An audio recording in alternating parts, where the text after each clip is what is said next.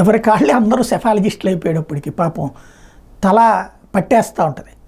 చంద్రబాబు గారిని చూడండి, హ్యాపీగా వెళ్ళిపోయి ఆయన హైదరాబాద్లో తన కుటుంబంతో గడుపుతున్నారు. లోకేష్ గారు తన కుటుంబంతో గడుపుతున్నారు. పవన్ కళ్యాణ్ గారు తన కుటుంబంతో గడుపుతున్నారు. అట్లాగే జగన్మోహన్ రెడ్డి గారు తన కుటుంబంతో లండన్కే టూర్ వెళ్ళారు.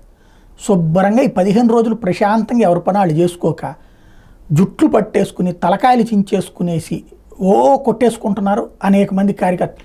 ఏమైపోతుంది సార్, ఏమైపోతుంది జగన్ వస్తే ఏమైపోతుంది, బాబు వస్తే ఏమైపోతుంది, వాళ్ళ పరిపాలన వాళ్ళు చేసుకుంటారు. నీకు నాకు ఒరిగేది ఏమైనా ఉంటుందా? సమాజంలో ఏదైనా జరుగుతున్నటువంటి చూసుకుని మాట్లాడుకోవడం తప్పించి అత్యుత్సాహంగా వాళ్ళు ఎక్కువైపోయారు. ఆవేశపడిపోతున్నారు, చించేసుకుంటున్నారు. లేదు అన్ని వచ్చేస్తే ఇన్ని వచ్చేస్తే బెట్టింగ్లు వేసుకుని డబ్బులు తగలెట్టుకుంటున్నారు. ఎందుకు అవసరం? బేసిక్గా ఎవడు అధికారంలోకి వచ్చినా సామాన్యుడికి సంబంధించి అయితే గీతే పేదలకు ఓ ముద్ద పెట్టేది ఎవరు, పెట్టంది ఎవరు?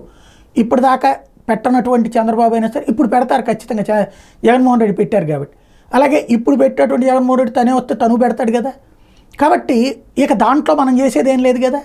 రెండవది ఇక పరిపాలన అభివృద్ధి ఎవరికాళ్ళు అందరూ పరిపాలన చేస్తారు, ఎవరికాళ్ళు అందరూ అభివృద్ధి చేస్తారు.